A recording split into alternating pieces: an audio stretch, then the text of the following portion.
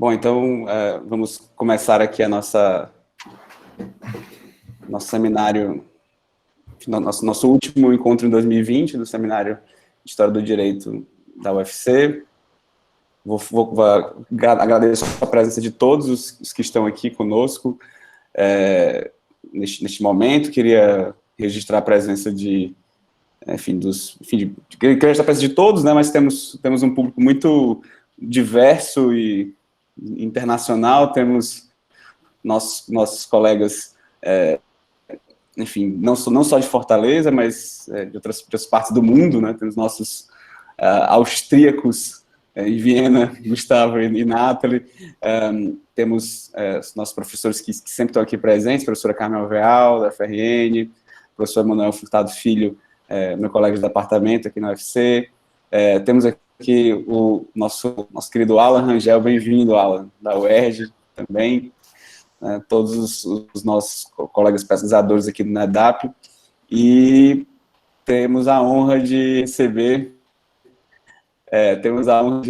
aqui, para essa conversa, o professor Manuel Bastia Saavedra, que é pesquisador do Instituto Max Planck para a História do Direito Europeu e também lecturer na Freie Universität Berlin, né, professor Manuel. E o Manuel, enfim, tem trabalhado com, enfim, questões associadas, ligadas a pesquisa sobre terra, e, enfim, e vai conversar conosco aqui nesse momento. Para mim é um motivo de enorme alegria poder receber o Manuel aqui, enfim, uma pessoa que eu admiro muito, há muito tempo. Temos uma ótima relação de pesquisa, mas, enfim, de amizade, até de futebol, né, também, já, nos jogos lá em Frankfurt também. Então, enfim, para mim é uma enorme alegria poder receber o Manuel aqui, e que a gente tem um costume, na verdade, de pedir que o convidado faça uma exposição, né, enfim, uma exposição mais para o público, né, porque a gente circulou o texto que vai ser discutido entre os pesquisadores do NEDAP, do Núcleo de Estudos sobre Direito na América Portuguesa, mas às vezes, assim, outras pessoas costumam participar também e acabaram não tendo lido o livro. Então, em geral, é uma exposição, o convidado fica muito livre para usar o tempo que quiser, seja menos tempo. Já houve vezes em que o convidado falou por 1h30, e foi ótimo, né? Mas não precisa usar. A gente sabe que até pelo fuso horário a diverso tempo já é noite, em Frankfurt. Então, mas assim, use o tempo que você quiser, Manuel, o tempo que você precisar, e, enfim, seremos todos ouvidos, e na sequência a gente abre para os debates. E aqui eu encerro a minha fala en portugués, y ahora puedo hablar en español. Manuel, muchas gracias. Manuel comprende muy bien el portugués. Sí, tiene muchos amigos brasileños, ya vivió también en Brasil. Entonces, no será un problema incluso para que todos utilicemos el portugués, seguro, ¿no? Para las preguntas, los comentarios, y seguramente si no sé, por casualidad, no sé, hay alguna duda, no sé, pues, podemos así también, puedo ayudar, no sé, en la mediación de las lenguas. Entonces, muchas gracias, Manuel, y el tiempo es tuyo. Bueno, gracias, Gustavo, por la invitación. Sí, sobre el idioma, yo entiendo portugués bien, leo mucho portugués, y en ese sentido no hay problema. Así que para la discusión, encantado en recibir las preguntas. Lo que no hago es hablar portugués, porque primero está Nathalie, que habla demasiado bien, y me da vergüenza, digamos, compararme con ella. Y lo otro es que no hablo mucho, no practico, así que no me da vergüenza. Entonces voy a hablar en español. El texto está en inglés. La verdad, no preparé una presentación para hoy, entre otras cosas porque quise un poco hablar más de Más del trasfondo de lo que me llevó a escribir el artículo, por qué lo escribí, por qué fue un poco este texto. Y también porque, digamos, este texto también me llevó a elaborar un proyecto que recientemente fue aprobado por el ERC. Entonces hay como toda una serie de etapas que han pasado y que están relacionadas con mi venida, yo creo que al Max Planck. Yo creo que ese fue el primer momento donde empecé a desarrollar esta idea, y quizá esa genealogía sea interesante presentarla y un poco hablar más del metatexto del texto, no tanto los detalles que pueden haber leído. Entonces, este texto surgió, creo que Carmen estuvo ahí en esa veo, quizás tú también, Gustavo, cuando yo estuve en el Max Planck el 2018, y yo estaba trabajando con temas de tierra indígena en el sur de Chile. Y de a poco me fui dando cuenta de esta categoría de posesión que aparecía mucho en los textos, digamos, en los documentos notariales que yo tenía, y de la poca literatura y bibliografía que uno encontraba para trabajar esa categoría. Entonces, por un lado tenía como que lo encontraba mucho en los documentos, y por otro lado que no había literatura con la cual, digamos, trabajar o profundizar en la categoría. Entonces, cuando llegué al Max Planck, empecé a trabajar el tema de posesión. Ahora, este artículo, si ustedes se dan cuenta, no es un artículo sobre posesión, o sea, no es tanto sobre la categoría normativa, y no estoy tratando de decir qué es la posesión en relación con otras categorías jurídicas, sino que es un texto historiográfico. Y esto tiene que ver con esa problemática que yo tenía como historiador, pero también lo que yo empecé a leer en la literatura secundaria, que yo creo que es un problema que es generalizado de la historiografía. Y tiene que ver básicamente con que cómo nosotros entendemos las categorías jurídicas, cómo construimos esos supuestos, ¿no? De qué es la propiedad, si la propiedad es derecho privado, si la propiedad es... si hay esta oposición estricta entre propiedad colectiva y propiedad privada, etc. Toda esta idea terminan influyendo cómo nosotros interpretamos las fuentes, ¿no? Y entonces este artículo lo escribí un poco en frustración con la literatura secundaria. Entonces mucho de lo que yo estaba leyendo se basaba en estas dicotomías estrictas, ¿no? Entre derecho público y derecho privado, por un lado, que es la historiografía más antigua del derecho indiano, pero que se sigue replicando hasta hoy día. Y la otra dicotomía fuerte era entre propiedad privada como europea y la propiedad colectiva como indígena o nativa, o americana, si se quiere. Y entonces estas dos dicotomías, ¿cierto?, influían mucho en la historiografía que se producía sobre América. Y a mí esa era la frustración que yo tenía, porque en el fondo uno veía que los documentos tienen una riqueza enorme, pero que cuando llegaba la hora de leer libros de historia, básicamente los historiadores recurrían a estas ideas, digamos, bastante simples, ¿no? Entonces yo me quedaba con ganas de leer más, pero ¿qué es lo que está detrás de eso? ¿Y qué es lo que quieren decir con esto? Y si en realidad es lo que están mostrando o no. Entonces ese es un poco el trasfondo de este texto. Y entonces ahí fue cuando yo dije, esta idea de la propiedad privada es quizá el problema. Yo hice una presentación de este mismo texto en LASA el 2018, que lo estaba releyendo ahora para esto, y ahí terminé concluyendo, ¿no? Porque yo dije, bueno, lo que sabemos es que las relaciones con la Tierra son muy complejas durante todo este periodo. Mi argumento es que los marcos teóricos que tenemos para entenderlo son inadecuados. Y entonces lo que pasa al final es que sabemos muy poco, ¿no? Y mi conclusión para LASA fue que a pesar de que sepamos muy poco, hay una cosa que sí podemos saber a ciencia cierta. Y es que antes del siglo XIX no había propiedad privada. Y eso fue, digamos, un poco la conclusión, un poco exagerada quizás, ¿no? Quizás un poco sobredramática, pero yo creo que era una intuición correcta, ¿no? Porque lo que termina pasando es cuando nos centramos mucho en la idea de propiedad privada, es que terminamos tratando de ver si las fuentes calzan o no calzan con esa idea. Entonces empezamos a construir historias negativas, ¿no? Historias que no nos dicen lo que hay, sino historias que nos dicen, no hay propiedad privada. Entonces, ese era un problema que yo veía mucho, y sobre todo en temas de propiedad o de relaciones donde hay, digamos, tenencia de la tierra indígena, ¿no? donde los historiadores están constantemente tratando de ver si los indígenas tienen propiedad privada o no.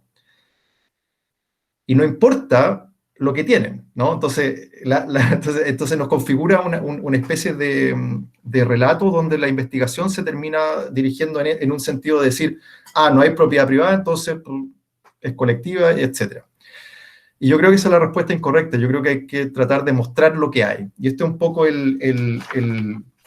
lo que trato de argumentar en el texto a través de esta discusión historiográfica, ¿no? Entonces, cuando trabajo el derecho indiano en la primera parte, lo que yo trato de mostrar es que estos historiadores están construyendo una imagen del mundo del antiguo régimen que tiene que ver con el derecho romano, y que las categorías del derecho romano son muy importantes, y sobre todo esta oposición entre derecho público y derecho privado configura y estructura cómo estos historiadores después interpretan todo el antiguo régimen y estas relaciones de tierra desde la corona hasta los indígenas.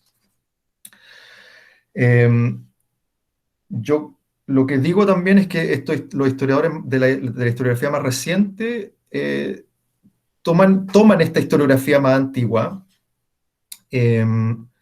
y la reenvasan, por así decirlo, la ponen en una especie de metodología diferente, mucho más centrada en el archivo, más centrada en como grupo subalterno, y hacen toda una historiografía en ese sentido, pero no rompen con ese esquema, básicamente. Entonces siguen entendiendo derecho público y derecho privado, y le introducen esta lectura que uno podría decir es más antropológica, pero tampoco creo que sea correcto, que esta idea entre propiedad privada y propiedad colectiva, o Brian Owen Speaker habla de propiedad y posesión, ¿no? Como equivalentes de estas categorías. Y entonces, a partir de este análisis de la historiografía, mi idea fue un poco traer a colación esta historiografía digamos que mi referente es Antonio Manuel España, ¿no? Que yo creo que ese es para mí el autor central de esta literatura, pero una literatura que tiene muchos exponentes, ¿no? Que va desde Paolo Grossi, Antonio Manuel España, Bartolomé Clavero, ¿cierto? La segunda generación de estos historiadores, que serían Carlos Garriga, Jesús Vallejo, etc. Y en Alemania uno podría incluir también a Michael Stolleis y a Thomas Dube, ¿no? Que es como de segunda generación. Y esta literatura, o esta historia del derecho, lo que hace son varias cosas importantes. Esto no está mucho en el artículo, pero son cosas que yo he estado escribiendo más recientemente. Que yo creo que ellos construyen una teoría del antiguo régimen, si se quiere, digamos, así lo leo yo, ¿no? Entonces, construyen un marco interpretativo de cómo el antiguo régimen concebía diferentes tipos de relaciones, y esto lo hacen a un nivel de abstracción bastante alto. Entonces, construyen como un esquema general de cómo este mundo veía su mundo, ¿no? Entonces, y eso es lo que llamaba Clavero la antropología del antiguo régimen, ¿no? Esa es la reconstrucción que están tratando de hacer. Entonces, en este artículo yo trato de rescatar un poco esa literatura y mostrar cómo la posesión, ¿cierto? Que es una categoría difícil para el siglo XIX y para el siglo XX, tiene mucho sentido en este esquema normativo, ¿no? Y por eso se llama la normatividad de la posesión, digamos, es porque funciona dentro de una lógica que es esta lógica de antiguo régimen. Entonces, ahí tiene sentido la posesión, y por eso lo vemos en la fuente, y por eso es que somos capaces de... y entendiendo este mundo, y entendiendo estas categorías, somos capaces de, como historiadores, ¿cierto?, reconstruir ese mundo también. Entonces, ese es un poco el énfasis en la posesión en ese sentido, pero dentro de esta lógica así más jurisdiccional, ¿cierto?, que está centrada en esta visión holística, donde Dios está en el centro, ¿cierto?, y no el ser humano, y donde también, digamos, toda la sociedad está estructurada en torno a corporaciones, ¿cierto?, y donde la unidad básica no es el individuo, sino la familia, ¿no? Entonces, este orden, ¿cierto?, este orden es el que nos permite entender por qué la posesión es una categoría central, y nos permite también, como historiadores, interpretar nuestras fuentes, o sea, por qué cosas que ocurren en los documentos que son extrañas, ¿cierto?, que son ajenas a nuestra forma de ver el mundo, tenemos que leerla a través de estos lentes como teóricos que yo digo que proponen estos historiadores. Y entonces yo creo que, digamos, una de las conclusiones centrales, ¿cierto?, digamos, de hacer este recorrido, lo que me llevó a mí a ver, digamos, era que primero que tenemos que mirar el derecho europeo como de otra forma, ¿cierto? Entonces, la forma tradicional que se usa, ¿cierto?, es que el derecho europeo es una cosa que es racional, que es textual, eh, que tiene, ¿cierto?, toda una construcción lógica y que en cierta medida es más moderno que cualquier otra forma de derecho que existe en el mundo. Yo creo que toda esta reconstrucción que hacen Antonio Brunel España y todos los historiadores que estoy mencionando, lo que nos muestran es lo contrario. Y nos muestran que el derecho europeo era una cuestión muy provincial, digo yo, en este texto, pero uno puede decir también premoderna, o con estructuras, ¿cierto?, que son comunes y son compatibles con otros sistemas que están funcionando, con otros sistemas normativos que existen en el mundo. Entonces, eso para mí fue bien importante porque yo creo que eso eh, rompe una cosa que yo digo que es la temporalización, ¿no? Entonces, que esta imagen, que la más clásica es la de Locke, ¿no? Que cuando Locke habla de América y lo contrapone al derecho, a las formas que hay en Europa, él pone a América en el estado de naturaleza, o sea, lo pone fuera del tiempo, lo pone en un estado, digamos, que anterior. Entonces, y yo creo que esa forma de ver el mundo, ¿cierto? De que Europa está en un estado de civilización y todo el resto del mundo está en un estado de naturaleza, yo creo que eso sigue operando hoy día en la historiografía. Y eso era un poco lo que yo estaba apelando acá, no lo digo así tan fuerte, pero este artículo en el fondo es decirle a los historiadores, ustedes están haciendo esto. Cuando ustedes hablan de propiedad privada, cuando ustedes hablan de propiedad colectiva versus propiedad privada, lo que están haciendo es reconstruir esa temporalización, porque lo que se construye es una asimetría y una imposibilidad de ver estas cosas como conmensurables, ¿no? Entonces, la imposibilidad de leer la experiencia americana y la experiencia europea como dos cosas que están más bien... que comparten muchos elementos, ¿cierto? Y no hay tanta diferencia. Entonces, esa temporalización yo creo que era un poco lo que yo descubrí, que en el fondo yo creo que lo que hacen Clavero, España y esta como historia crítica del derecho, nueva historia del derecho, es precisamente romper con esa temporalización. Y eso para mí fue como el primer paso bien importante para decir esta simetría no existe. Y entonces el segundo paso, ¿cierto? Que yo creo que es... digamos, después de llamar la atención a ese aspecto, ¿cierto? El segundo paso, yo creo que era después decir, bueno, si no existe esa diferencia, no existe esa diferencia tampoco en las categorías de propiedad privada. Y eso creo que es la segunda conclusión que yo, digamos, lo hice más enfático en la presentación que hice en LASA, que lo hago en el artículo, pero esa yo creo que es la segunda conclusión.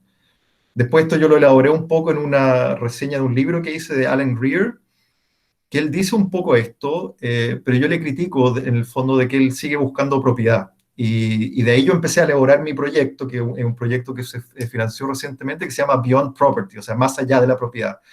Y ahí el argumento fuerte es simplemente decir, mira, ¿qué pasa si miramos todo esto que se ha reconstruido, digamos, los últimos 200 años como una historia de la propiedad privada llegando desde Europa al mundo, ¿cierto? Lo ponemos, lo reconstruimos desde otra perspectiva y lo reconstruimos, digamos, mirando lo que pasa en el lugar y tratando de ver cuáles son las cosas que están pasando. Eh, y aquí yo es donde pongo énfasis en los aspectos comunitarios, ¿no? Entonces, este énfasis en la comunidad y en lo local tiene que ver con eso, que viene de esta idea como de la lógica del jus comune, pero también viene de la lógica eh, de entender que las formas de reproducción social que existen en diferentes lugares determinan mucho cómo uno accede a la tierra. Entonces, ¿qué significa esto?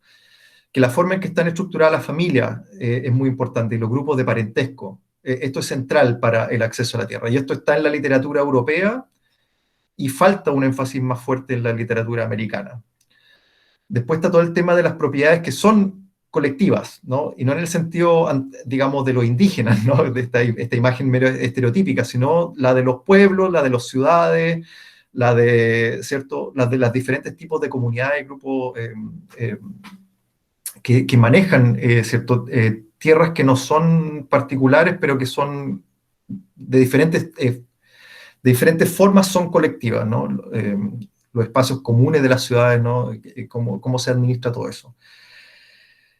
Y la otra son las relaciones de autoridad, ¿no? Entonces, lo otro que yo elaboré más bien para el proyecto, pero está en el espíritu de esto, es también las relaciones de autoridad, o sea, esta relación entre, digamos, de que nunca nadie puede tener algo como privado, de forma privada, porque hay muchas formas de relaciones que tienen intereses que están sobre esto. O sea, la central es la del rey, ¿no? Entonces, y desde el rey hacia abajo, siempre la tierra está ordenada con este tipo de relaciones de estructuras de relaciones que están. Entonces, lo que hace, en este sentido, lo que hace la observación de la propiedad privada exclusivamente es que pone atención en una relación, ¿cierto? Que es entre la persona y la tierra. Y nos obliga, ¿cierto? Como historiadores, a ignorar todas las otras relaciones. Y esa es una aproximación, diría yo, metodológica y analítica que está equivocada. ¿Por qué? Porque el mundo no se piensa así. O sea, este mundo no se piensa así. Y por eso no tiene mucho sentido restringirse a ese tipo de relaciones, porque lo que hay que ver es todas las otras relaciones que están configurando ese acceso, ¿no? Entonces, yo creo que ese fue como el último aspecto que hay que considerar. Entonces, lo que esto significa en el fondo, y lo que era la intención de este texto era un poco más bien programático, ¿no? O sea, es decir, yo creo que la investigación, desde que empezó la historiografía del derecho indiano hasta hoy día, está en este punto, ¿cierto? Donde hemos descubierto muchas cosas y sabemos bastante, pero yo creo que hemos llegado también al punto, y ese es un poco el argumento, a través de esta historia del derecho, de decir, ahora tenemos que mirar este problema de otra forma. Y eso es lo que aún no se ha hecho, digamos, en forma parcial, pero yo creo que hay que, digamos, y esto era un poco esta idea de hacer una agenda sistemática, de decir, miremos esto de otra forma y abandonemos estas ideas de propiedad. Y eso fue lo que yo después propuse en mi proyecto, digamos, que se llama Beyond Property, donde en el fondo ahí la apuesta también era más ambiciosa aún, porque no era simplemente decir, reescribamos este problema de esta forma en América, sino que hagámoslo en todo el mundo, ¿no? Entonces, en diferentes partes de los imperios ibéricos, ¿cierto? Con África, Asia, América y Europa mismo, ¿no? Porque ahí también, porque el problema, y esto no es por, digamos, soberbia que lo dice así, sino que la lógica siempre es que si uno mira América como una región aislada de todo lo demás, termina convirtiéndose en un fenómeno que uno después lo puede describir como americano. Y eso nos generan otros errores, ¿cierto?, de historiografía. Y por eso yo lo que propuse fue que en el fondo no se puede nunca más, ¿cierto?, mirar esto desconectado de Europa, pero tampoco de las otras regiones de los imperios, digamos, portugués y español. Entonces, ese era un poco, digamos, esa fue como la conclusión, digamos, natural a la que me fue llevando también esta lógica, ¿cierto? O sea, decir, si uno empieza a apostar a lo local, si uno empieza a apostar a este revisionismo del derecho europeo, el resultado al que llegamos es que nos obliga a mirar ciertos espacios geográficos más grandes, o al menos comparativamente, ¿no? Entonces, por lo menos dos regiones o tres regiones, pero no puede ser Brasil, no puede ser la historia de Brasil o la historia de Chile o la historia de México, ¿no? Sino que hay que empezar a hacer estos cruces con otra historiografía y con otras literaturas, porque, claro, ahí lo que nos empieza a aparecer es que no aparece esta cosa de lo local de nuevo, ¿cierto? Que cada región desarrolla también sus propias lógicas de hacer esto, ¿no? O sea, ahora leyendo más sobre la experiencia asiática uno lo ve, ¿no? O sea, que hay instituciones que son africanas, hay instituciones que son asiáticas y hay instituciones que son americanas y que no necesariamente son las mismas, ¿no? A pesar de que están dentro de este mismo marco del ius comune, dentro de los mismos imperios ibéricos, pero aparecen estas cosas que vienen de lo que yo llamo las formas de reproducción social, ¿cierto? La familia, las relaciones de autoridad, cuáles son los grupos de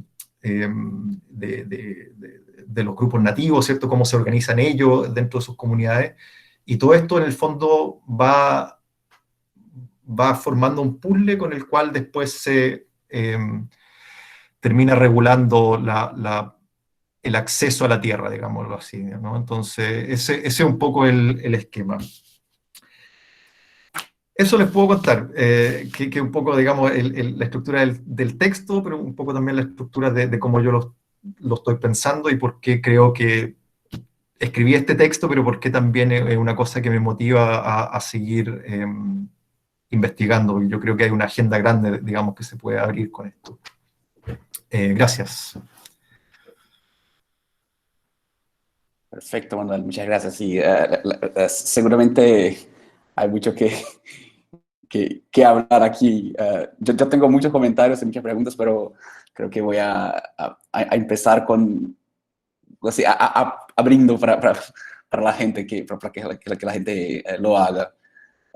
Então, se alguém quiser começar, pode ficar à vontade. Eu tenho várias perguntas, mas, assim, fiquem livres, né? Quem quiser começar, Zatelli, pode ficar à vontade. Opa, e aí, tudo bem? Manuel, Gustavo, obrigado pela fala, Manuel. Eu queria colocar três, acho que são duas perguntas e um comentário. Uma é, quando eu comecei a ler o seu texto e um pouco na sua fala, eu senti muito do Thompson, principalmente o Costumes em Comum, Customs in Common e um pouco do Whigs and Hunters, mas principalmente do Customs in Common. E aí eu não sei se você propõe fazer um diálogo com ele, porque naquele primeiro capítulo do Customs in Common, ele trata bastante dessas questões que estão ocorrendo na Inglaterra do século XVIII, sobre em torno de propriedade e noções, né, de propriedade ou posse, né, no fundo que essas coisas, como você já colocou, não tem essa distinção, meio que não existe, né, antes do século XVIII. Mas eu não sei se você pensa em fazer um diálogo com esse capítulo em especial. E outra pergunta seria também, pensando a partir disso, porque eu acho que tem um pouco do Thompson, ele está pensando em noções de propriedade ou posse que são diferentes entre classes sociais, né? E aí a gente poderia, ao invés de classes sociais, também colocar outras categorias aí de noções diferentes de propriedade ou posse que estão em circulação entre corporações ou, enfim, pessoas com backgrounds diferentes. E também, aí a pergunta seria se você pensou nisso e na possibilidade de ver circulação desses significados entre esses grupos, né? Talvez não seja tão fácil a gente atribuir, bom, tal grupo pensava com esse significado simplesmente, tal grupo com outro. Mas, enfim, e eu não sei quais fontes também você está pensando na sua pesquisa de grande fôlego, mas, enfim, se a gente pode, de alguma forma, ver essa circulação, né, de significados. E o último comentário seria também se não seria interessante também adicionar à descrição do antigo regime, do direito no antigo regime, também a indiferença entre direito e natureza, ordem natural, razão não pensando aqui no sentido iluminista posterior, né, mas nesse do antigo regime mesmo, e que isso faz também com que o direito se ligue a fatores como sangue, terra, tempo, né? O direito é como se as pessoas enxergassem que o direito tem a ver com coisas que, às vezes, são muito reais, né? E que podem ser até tocadas por vezes, ou sentidas de alguma maneira. Então, enfim, uma indiferença entre direito e natureza que faz também com que a posse tenha uma relevância muito maior do que né, o título de propriedade. Aí eu já estou colocando um pouco de anacronismo nisso, mas eu vou parar por aqui. Obrigado e deixo para a próxima.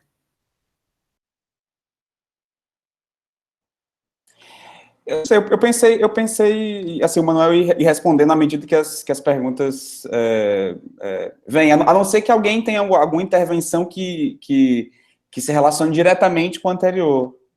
Acho que pode funcionar bem, se vocês concordarem. Empiezo entonces. Sí, gracias por las preguntas. De E.P. Thompson, cuando escribí este artículo no lo tenía muy en mente. Cuando preparé el proyecto, sí, después lo revisé de nuevo y claro, tiene mucha relación. Ahora estaba buscando una referencia porque un autor que usé mucho, lo voy a buscar ahora que tengo el computador acá a mano, que usé mucho en el primer artículo, que encontré muy interesante, muy sugerente, que es similar a esto de, de Thompson, es perdón, un autor que se llama Alan Pottage, que es de Inglaterra, que tiene un texto que se llama The Measure of the Land.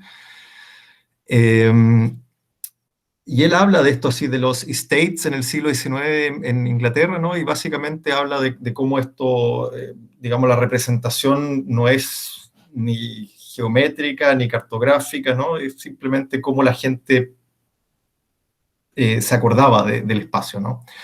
Y yo encontré que eso era muy sugerente, y era muy sugerente también encontrarlo, ¿no? En Inglaterra en el siglo XIX, porque yo veía lo mismo, ¿cierto? En Valdivia, en el sur de Chile, con huilliches, ¿no? Una población nativa, en el siglo XVIII-XIX, ¿no? Entonces me gustó esa simetría que había entre las formas de verlo, y ahí también fue una de las cosas que me empezó a llevar por este camino así como de la temporalización, como de tratar de ir rompiendo ese esquema. Entonces Thompson, claro, yo creo que él vio también algo similar. Ahora, lo que tú indicas, yo creo que esa cosa entre las clases sociales, yo no estaría tan de acuerdo con eso. O sea, quizás eso funciona más o mejor quizás para periodos posteriores, pero yo creo que tu intuición de las corporaciones es correcta. Yo creo que ahí son clivajes que son relevantes, ¿no? O sea, entonces ese es un tipo de, digamos, donde habría propiedad comunitaria o colectiva, ¿no? Que son formas que no son las ciudades, sino que son formas de las corporaciones, ¿no? Entonces eso es una de las formas en que uno puede ver y abordarlo a través de esta otra salida. Lo de la circulación yo no entiendo bien, digamos, no sé cómo imaginármelo, ni analítica ni metodológicamente. Porque siempre a mí el problema, lo que me complica la circulación es que implica como entidades cerradas, ¿no? Que solamente se comunican en el momento en que se comunican sobre algo, sobre esto, o sobre algo en particular. Y yo no creo que la vida funcione así, ¿no? O sea, ni la sociedad ni la vida. Entonces eso lo hace difícil de hacer esto. Entonces yo creo que hay esta cosa más difusa de que comparten ciertos supuestos, ¿no? Y algunos a veces van desviándose de eso, ¿no? Y eso es perfectamente dentro de la lógica, pero es difícil ver cómo después eso tiene feedbacks directo o indirecto. O sea, es difícil trazarlo, entonces no sabría cómo ver eso. Entonces yo ahí digo, es complejidad, ¿no? Siempre la salida más fácil, ¿no? Que en el fondo ellos van haciendo cosas, van produciendo información y esa información va generando efectos que ellos no ven y que nosotros tampoco podemos reconstruir, creo. Eso sería mi forma. O sea, digamos, esa forma de cómo la comunicación comunica es muy difícil para... Quizás hay formas de hacerlo, pero exigiría, yo creo que más reflexión que metodológica que simplemente decir, este influye en el otro, y eso no creo que sea el caso. Yo lo imagino más así siempre como esta cosa así del espacio cuántico, ¿no? Que está todo el tiempo en contacto, entonces es muy difícil decir, este influyó en este y no influyó en todo lo demás, ¿no? Entonces no es fácil decir eso. Entonces yo haría eso quizá. Entonces el tema de las clases sociales yo no lo compartiría tanto en el análisis con Thompson, pero sí el tema de las corporaciones. Yo creo que eso es una intuición muy correcta. Entonces lo local, pero lo local con esta figura corporativa, ¿no? Que va desde la familia hasta la iglesia, ¿no? Y la tercera pregunta, la indiferencia entre derecho y naturaleza, yo creo que también la intuición es correcta. Yo creo que eso también hay que pensarlo con mayor énfasis y aún más énfasis, ¿no? Lo que yo estaba pensando, un colega cuando le di a leer el proyecto, un colega que es antropólogo, me dijo, ¿qué pasa con las agencias no humanas? Y yo no lo había pensado. Y es verdad, y está ahí, ¿no? Entonces una de las cosas que ahora pienso siempre son estas tierras de manos muertas, ¿no? Que son estas tierras de la iglesia, que la iglesia decía son tierras de Dios. ¿Qué categoría jurídica tiene eso hoy día? O sea, ¿quién es el propietario de esas tierras? ¿Dios? ¿La iglesia? Uno podría decir así, legalísticamente uno dice, bueno, son de la iglesia, ¿no? Pero en el fondo, claro, la concepción que tienen es que son de Dios, y en realidad por eso no se pueden tocar, ¿no? Entonces ahí ya entran estas cosas que uno puede empezar a jugar con romper incluso ese tipo de categorías, ¿no? Entonces el tema de las agencias no humanas de tierras que no se pueden, las tierras sagradas, ¿no? Que son las de cementerio, las de la iglesia, etcétera, que no se pueden enajenar o no se pueden hacer ciertas cosas. Ahí uno tiene que también entrar a pensar en ese tipo de que ahí son cosas que son la naturaleza que está, agencia natural, ¿no? Entonces, y ahí el derecho está reconociendo que los humanos no podemos tocar eso y no podemos influir sobre eso porque hay algo que, ¿cierto?, antecede nuestra voluntad. Y eso uno lo puede también, de nuevo, en el tema de la conmensurabilidad, uno lo puede también extrapolar a temas de espíritu y chamanismo y todas estas cosas que también aparecen en otras partes, ¿no? En Filipinas eso es muy fuerte, de ciertas cosas que no se pueden hacer en diferentes lugares porque se supone que en el árbol habita un espíritu, ¿no? Entonces, ahí también uno encuentra ese tipo de agencias que son de otro tipo, que nos va un poco a lo que estabas apuntando tú, pero yo creo que es correcto esta indiferencia entre derecho y naturaleza, pero incluso habría que extrapolarlo más, y entonces entre naturaleza y sobrenaturaleza, ¿no? Entonces, también el tema de los ancestros, que otra forma también de decir lo mismo, ¿no? Estas tierras son nuestras porque son tierras de nuestros ancestros, entonces, no es simplemente, y ahí uno también tiene que pensarlo de la otra forma, ¿no? Porque la forma tradicional de pensarlo es, esa es una forma de justificar nuestro dominio sobre las cosas, pero en realidad no. En realidad justifica por qué tú no puedes moverte a otra parte. Entonces, en realidad lo que es al revés la situación. O sea, nosotros no tenemos otra opción, porque somos de acá, ¿cierto? Entonces, tú no puedes desarraigar a estas personas porque sus ancestros están ahí, siempre están ahí. Entonces, genera otra, digamos, el camino es diferente, ¿no? Entonces va en esta lógica de la conservación que tiene la lógica del antiguo régimen, pero otras sociedades también manejan ese tipo de códigos donde están donde hay cosas que no pueden hacer porque en el fondo no es simplemente voluntad, o sea, no es que yo llegue y diga, me voy a Tahití porque vivo mejor allá, no, no es una opción, porque en el fondo mis raíces están acá y no simplemente porque yo nací acá, sino porque toda mi genealogía pertenece aquí. Entonces eso son cosas que uno también tendría que empezar a considerar junto con todos estos elementos. Y esto son cosas que estoy pensando recién, ¿no? Entonces por eso no están ni acá ni en el artículo, ¿no? Pero yo creo que estos son pasos lógicos también que siguen abriéndose en este sentido.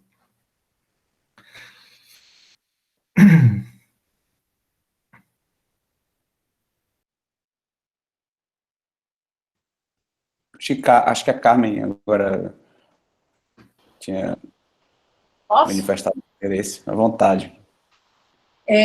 Bom, eu já tinha lido o texto, não tive tempo de reler para a discussão de hoje, mas a gente já discutiu algumas vezes, né? Aí, até por a gente ter discutido algumas vezes, às vezes eu acho que você é muito obcecado nessa questão de tirar essa ideia da propriedade privada antes do 19, que eu concordo.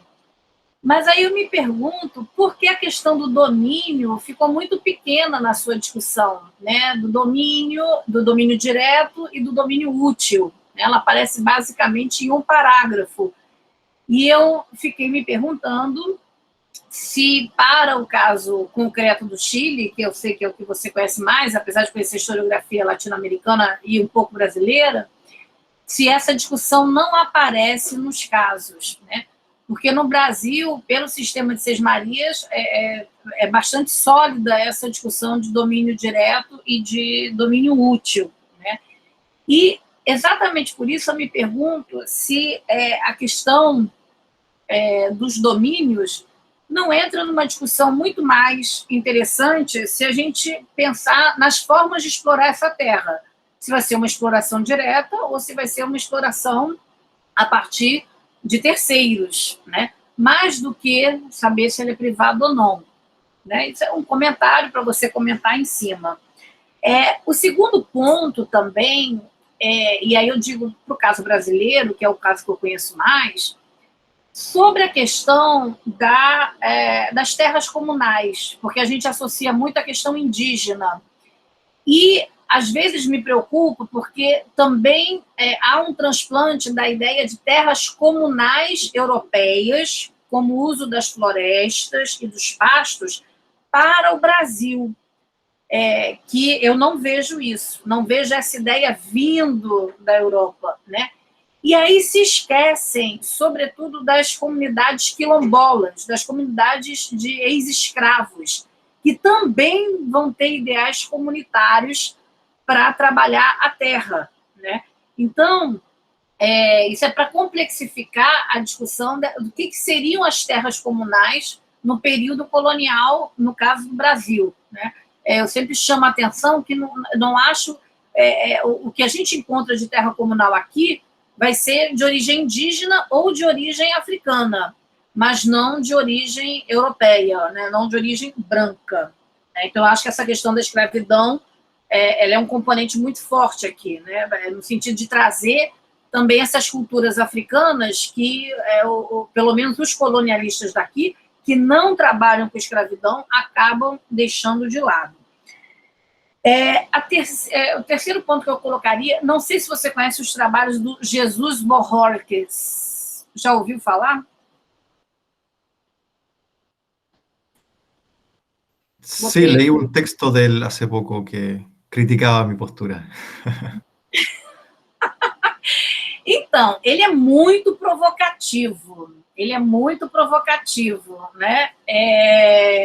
Mas exatamente, eu participei de uma discussão de um texto dele. Ele já publicou? Eu não sabia que ele tinha publicado. No, yo lo recibí porque Ángela Barreto me invitó a esa discusión. Mas então foi no outra pude asistir. discussão que eu participei, porque não estava nem a Ângela, nem você. Mas ele afirma que no século XVIII, na Colômbia, que é o que ele estuda, né, o colombiano, ele viu muito a preponderância de casos judiciais no qual a titularidade de papel, né, vencia de maneira esmagadora a ideia da posse, da possessão. Né? E aí, enfim, se você conhece o texto, se você pudesse falar alguma coisa, porque eu achei que era mais típico do Brasil essa questão da posse, né? Porque isso, seja do direito comum, seja da opinião do rei, as decisões são geralmente em favor para quem tem a posse e não o título. E aí, só para complementar o que o Gustavo Zatelli falou de anacronismo, a gente tem que tomar cuidado. Na segunda metade do século XVIII, eu acho que se inicia essa transformação. Se inicia não significa que ela é automática, mas você percebe uma parte da população que pede títulos de sesmaria como se aquele título de sesmaria ele fosse fundamental como garantia daquela posse, mais do que usufruto. O que não significa, mais uma vez, que era uma garantia, mas você tem essa percepção dos sesmeiros ao solicitar isso. E isso só muda se os processos chegam na segunda ou na terceira instância. Mas no nível mais baixo da justiça, a percepção do papel ela é muito forte como garantidora da manutenção de uma posse. Né? Então, não acho que seja...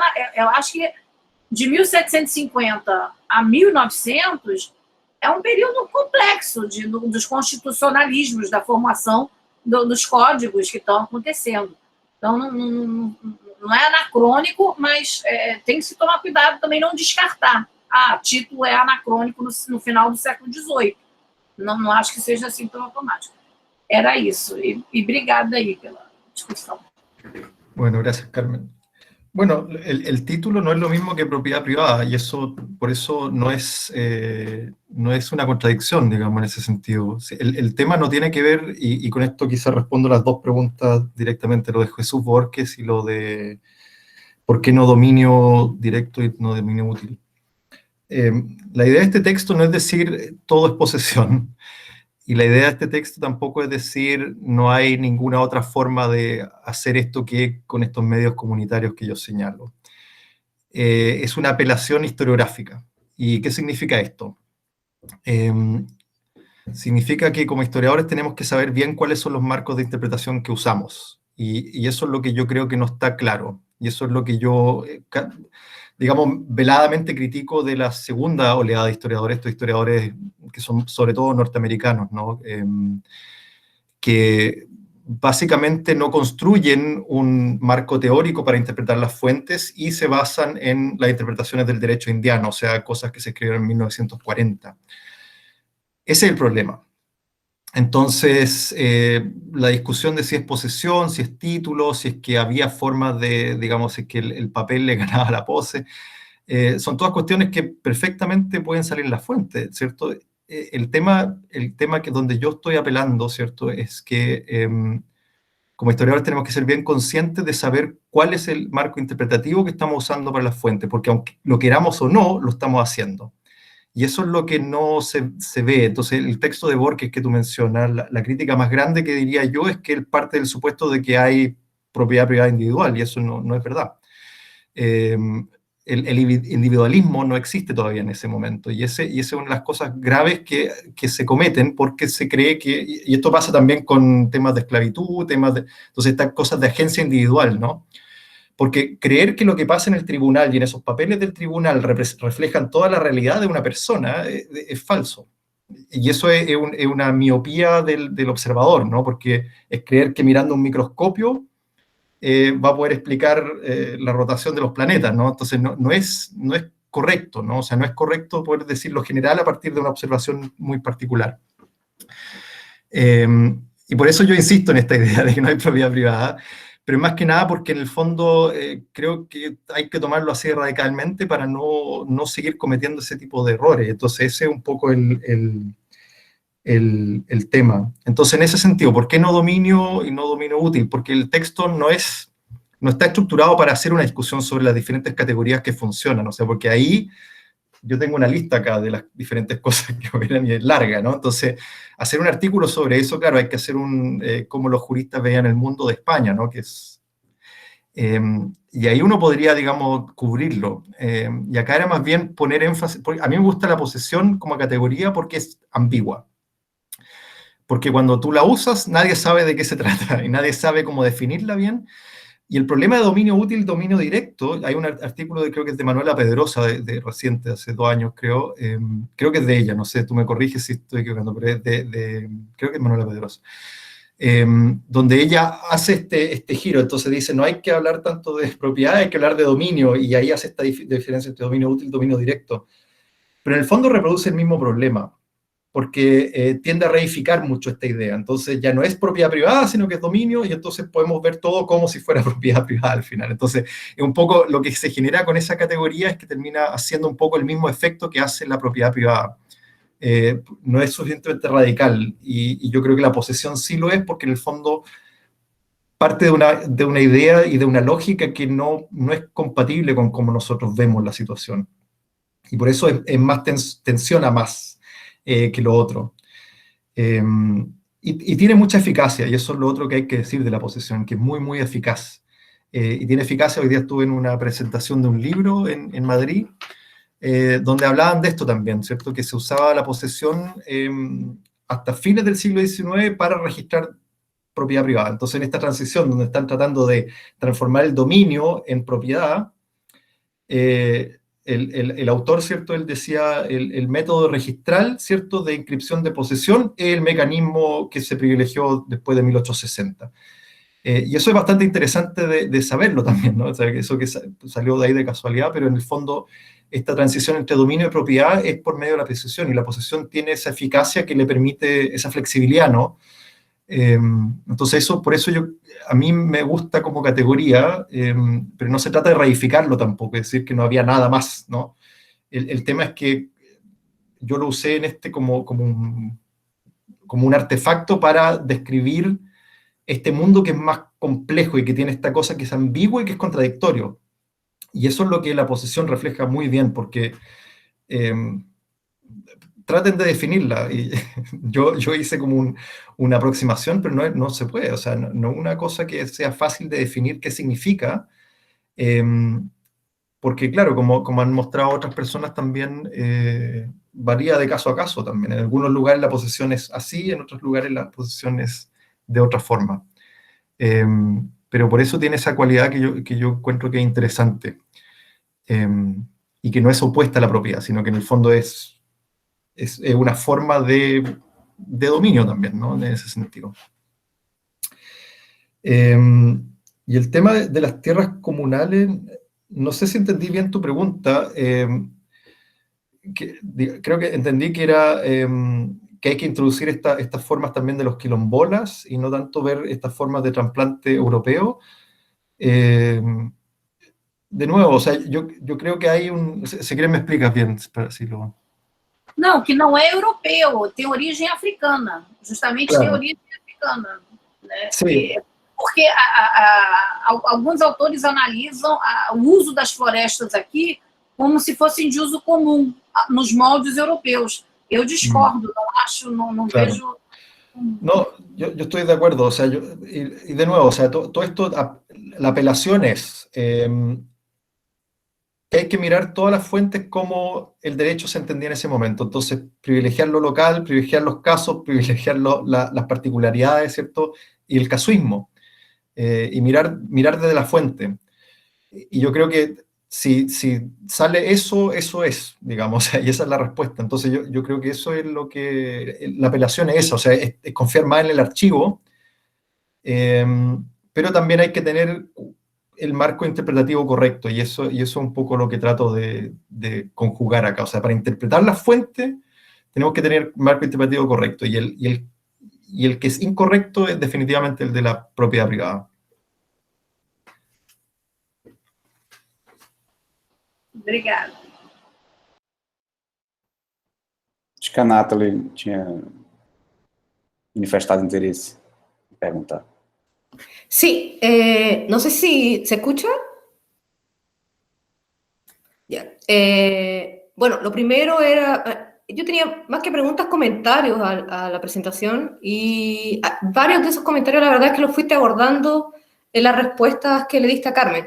Pero el primero de ellos era básicamente que yo, como persona que estudió Derecho en la Facultad de Derecho, básicamente, y que pasó por la Facultad de Derecho de la Universidad de Chile, donde sus profesores de Historia del Derecho fueron Antonio Duñac y Bernardino Bravo, te encuentro total razón en el sentido de que hay que deconstruir en el fondo esta idea de aplicar las categorías de esos viejos historiadores a estos problemas.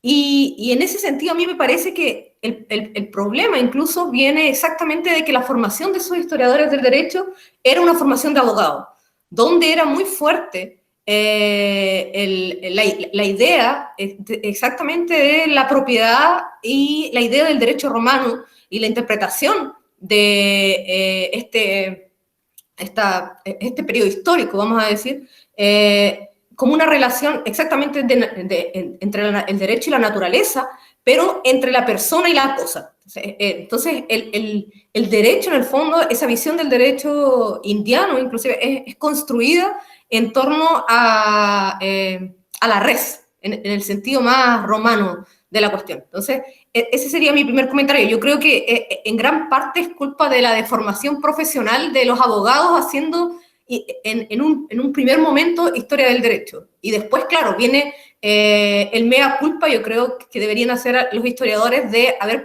pescado estas categorías y no haberlas deconstruido a tiempo, porque en el fondo esa es una aplicación de una categoría, yo no diría ni siquiera epistemológica, sino que es prácticamente una taxonomía en que a uno le enseñan en la facultad, fueron y la aplicaron a lo que era la realidad del antiguo régimen. Ese sería el primer comentario. Y lo otro es exactamente sobre lo que Gustavo había dicho en relación a circulación, y que me quedó dando vueltas en relación a que es interesante que tú utilizas el concepto de posesión o de pose como lo suficientemente abstracto para que sea fluido en el fondo, como si fuese realmente un artefacto semántico que te permite observar, que permite ser un lente en el fondo para observar diversas situaciones. Y ahí lo que yo quería saber es si más que circulación, en esas situaciones tú observas equivalente funcional, en el fondo. No es la misma institución, pero está desarrollando algo parecido. Y aquí lo voy a vincular con la pregunta que te hizo tu amigo antropólogo, que la encontré súper instigante en el fondo, y si ahí no vale la pena, por ejemplo, pensar en Malinowski y en la relación que se tenía en el funcionalismo antropológico de Malinowski, en el fondo, y en cómo esto tenía, a su vez, una función de, no sé, pienso por ejemplo, estas propiedades de Dios. Y que existían en Europa, existían en el sentido de la ancestralidad en otros lugares, o sea, eran distintos conceptos con la misma función, más o menos, si no dice relación exactamente con la forma de conservación de esas sociedades estamentales, que para garantizar su permanencia y su propia reproducción, esa forma de reproducción social que tú dices, necesitaban de estas categorías. Y yo creo que tal vez ahí algunas cosas de Malinowski pueden servir para dar una respuesta antropológica y que podría traducirse en términos históricos. Fue solo una cuestión que pensé mientras tú estabas hablando, la verdad. Y sería eso, porque el resto de cosas que yo quería poner, en verdad las respondiste en relación a las respuestas que le diste a Carmen, y fue súper instigante la forma de colocar los problemas, en el fondo, que yo creo que es lo más interesante del proyecto, en el fondo.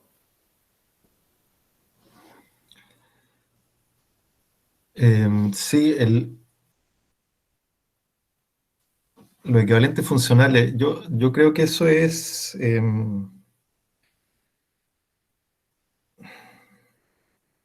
yo creo que eso es como yo lo pienso, es siempre un poco de esa forma, así, tomo esa forma medio de Luhmann, ¿no?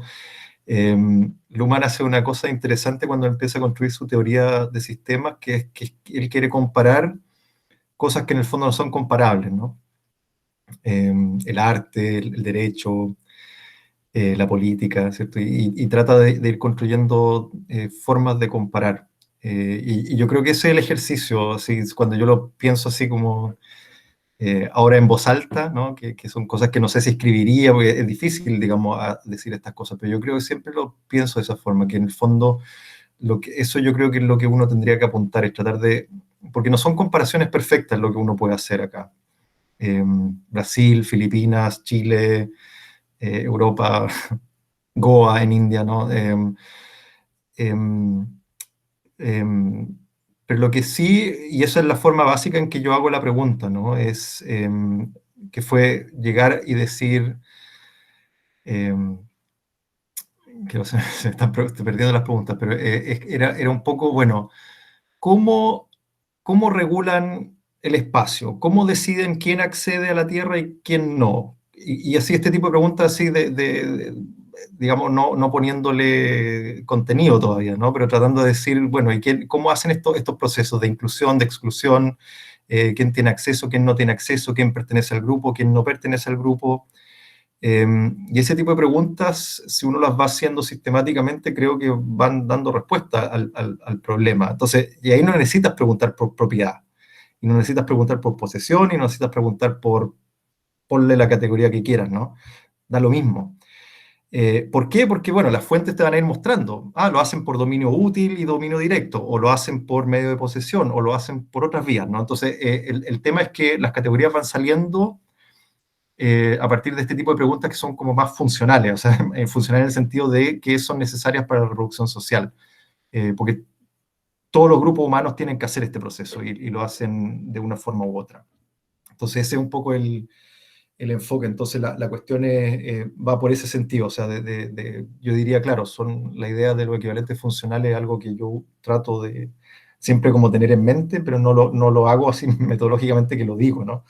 Pero es el ejercicio que trato de hacer, ¿no? Entonces, por eso también, claro, o sea, las categorías son buenas, pero son buenas cuando nos ayudan a pensar, pero no son buenas cuando nos muestran otras cosas que no estamos mirando, ¿no? Y ese es el problema que yo veía con muchas de estas categorías. Entonces, tampoco el ejercicio es decir es posesión, ¿no? O sea, no crean que ese es el ejercicio. El ejercicio es decir, bueno, ¿qué es? Esa es la pregunta crucial. O sea, ¿qué es lo que están haciendo y cómo lo están haciendo? Así de fácil, ¿no? Y ahí uno va poniéndole las categorías. El problema es que si uno va mirando por diferentes partes del mundo, esto va variando, y eso es un poco lo que es interesante de esto, y uno va viendo que no es la misma respuesta en todas partes. Y ahí es donde tensiona esta imagen de las nociones europeas que se están imponiendo, porque eso es lo otro, ¿no? O sea, lo otro ridículo de esta narrativa es que si uno trata de responder cuál es el derecho de tierra vigente en Europa en 1600, que se exporta, así, es una cosa que es absurda, porque nadie es capaz de definir eso. Pero por algún motivo los historiadores piensan que hay una, ¿no? Y esa es la que va. Entonces eso es lo que un poco en mi frustración, ¿no? Porque yo digo, bueno, pero es complejísimo. Y esa complejidad es la que creo que hay que mostrar, ¿no? Entonces eso es un poco la apelación. Y por eso es volver a estas preguntas que son un poco más básicas, pero partir la reconstrucción de ahí nos permite después ir haciendo mejores conexiones, ¿no? Yo creo, sí les cuento un poco de unas cosas que sí creo que existen. El tema de los títulos que mencionaba Carmen, yo creo que los documentos son bien centrales. Los registros notariales, que a mí me encantan, yo creo que esos son centrales, ¿no? Como medio que fija algo. Lo interesante es que son, así, si uno mira los de Filipinas y los de Chile, son iguales. El encabezado es igual, ¿no? Tienen los años, todo lo que está dentro es completamente diferente.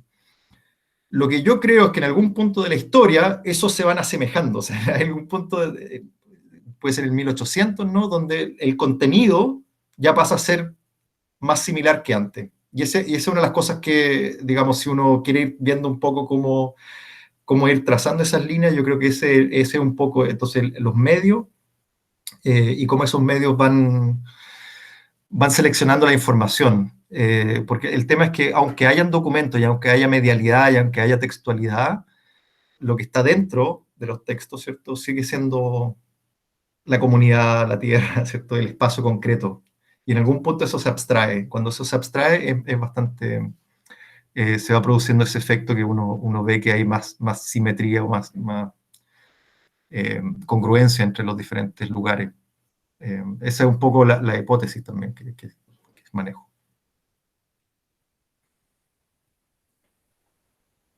Não sei se alguém tem uma outra pergunta. Eu tenho uma provocação.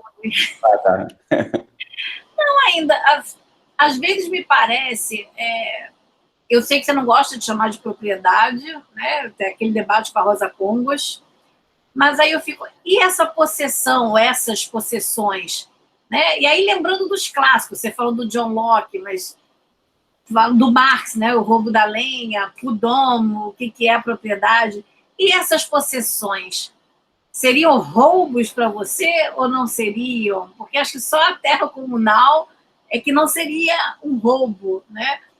Enfim, uma brincadeira séria. No, yo creo que todos los grupos demarcan quién tiene acceso y quién no tiene acceso. Y eso está determinado. Y eso se ve porque aparece conflicto, ¿no? Entonces, no es... yo lo que no creo que haya estado de naturaleza, o sea, no hay un espacio así que es común y no delimitado. Lo que pasa es que no lo llaman de ciertas formas, pero ellos saben. Pero ese es el punto, que en el fondo los que saben, y el que no, y ahí se resuelve el medio conflicto. Entonces no es tanto, y ahí el derecho, claro, ¿cuál es el rol que juega el derecho ahí? ¿No? Pero el tema es que está regulado y hay normas, ¿no? Y hay formas en que ellos entienden que se vulneran ciertas normas. Y claro, la expropiación y digamos, la usurpación es una cosa que ocurre y ocurre frecuentemente, independientemente si violan una ley o no, y si es propiedad privada o no. Hay usurpación de tierra y eso es una realidad histórica, ¿no? Con el nombre que tenga. Bom, eu queria aproveitar que o espaço e fazer também alguns comentários. Queria saudar também nosso querido amigo, professor Francisco Pinheiro, que acabou de chegar. Bom, eu gostei muito do texto, na verdade. Eu acho que, curiosamente, quando eu vi o texto publicado, eu esperava, enfim, encontrar uma coisa, encontrei outra, mas que me agradou bastante também. Eu acho que esse objetivo, na verdade, de, enfim, de debater, criticar essa historiografia tradicional é extremamente importante. Eu acho que o texto fez isso de forma muito competente e mal podemos esperar para encontrar, na verdade, os futuros desenvolvimentos da pesquisa, né, especialmente olhando a partir do material notarial, que eu sei que você, enfim, ao qual você teve acesso em Valdívia e outras partes do Chile, mas principalmente em Valdívia.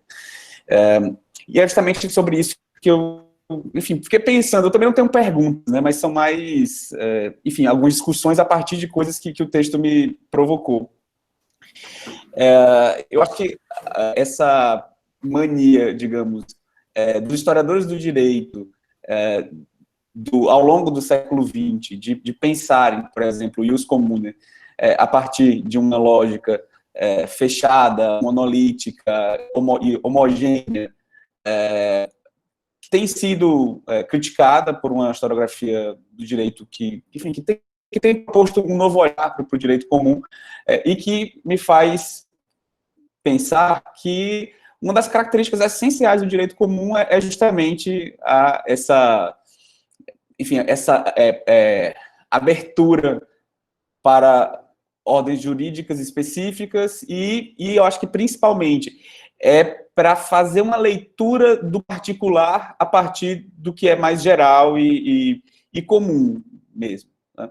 Então, eu penso, enfim, os espaços imperiais como uma maneira de integrar certas populações a alguns elementos mais gerais, digamos, que são comuns ao império. Então, eu tenho pensado muito nas duas categorias, talvez mais básicas, que são a sujeição à coroa, pensando no caso português, principalmente, né? A sujeição à coroa de um lado e a fé cristã de outro, que tornam aquelas populações que podem viver no Brasil, sabe, em Angola, mas podem viver em São Jorge de Minas, ou na Malaca, ou em alguma outra feitoria por aí, em Hormuz, ou em outra parte, fazer desses grupos parte do português, a partir dessa sujeição à coroa.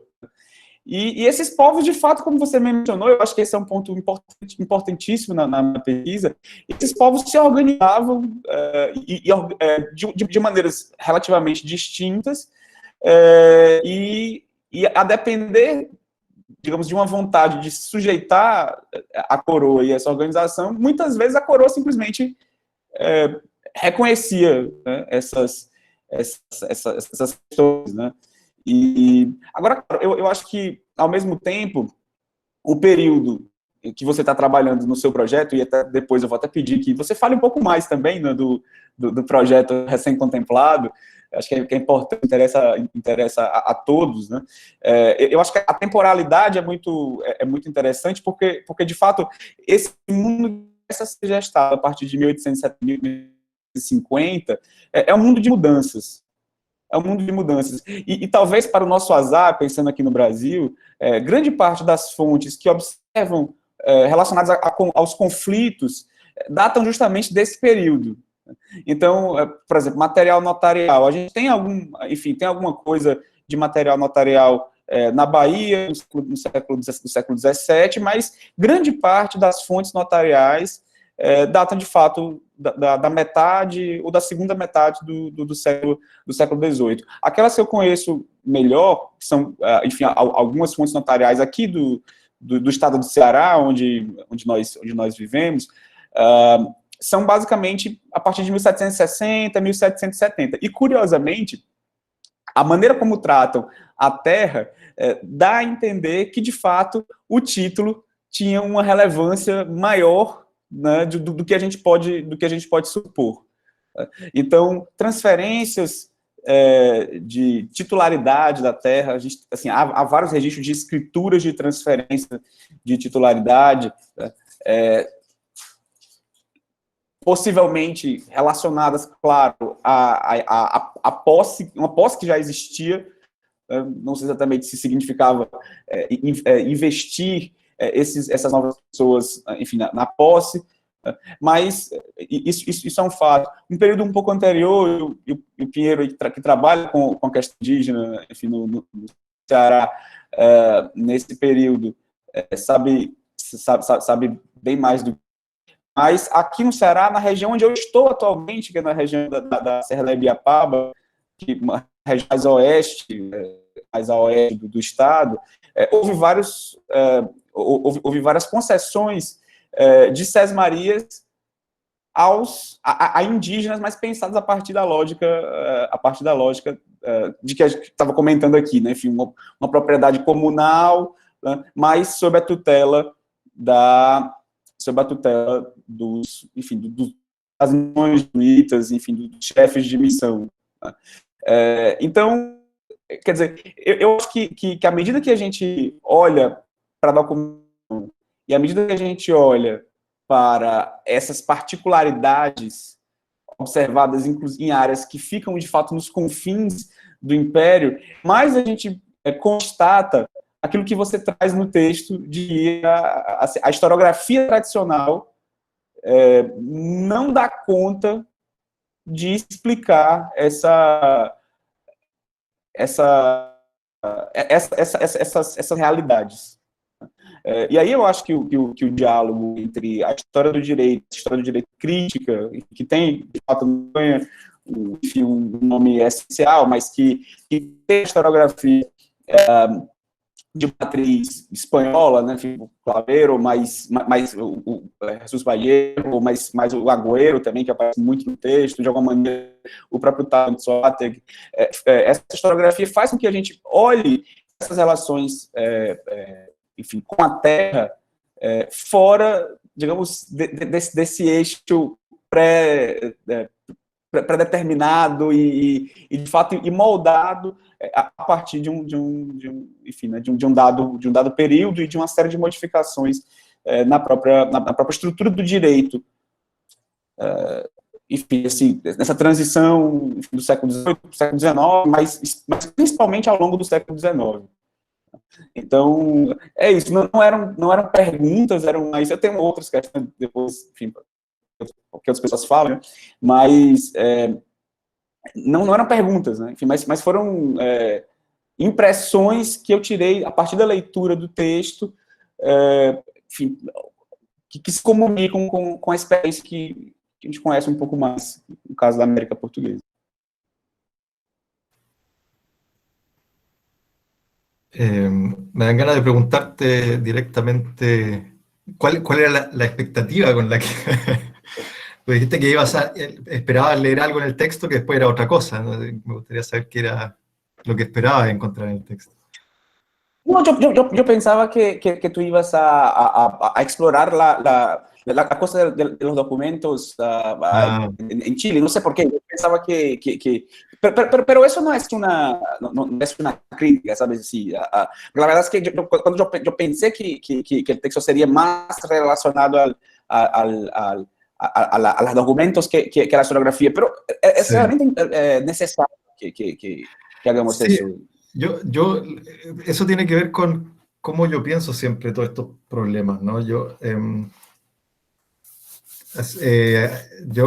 siempre me doy cada vez más cuenta, ¿no?, de esto, ¿no? Porque a veces escribo cosas y no sé lo que estoy haciendo hasta que después de hacerlo, ¿no? Entonces me pasa que siempre estoy pensando, bueno, ¿qué es lo que hago?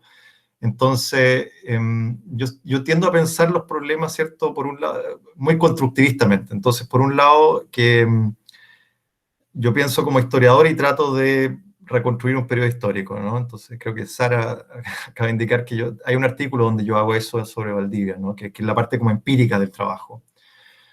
Pero después a mí siempre hay una cosa que cuando leo historiografía me pasa que siempre termino leyendo no tanto lo que dicen los historiadores, sino cómo piensan sobre lo que dicen. Entonces observo mucho más al historiador que lo que están describiendo.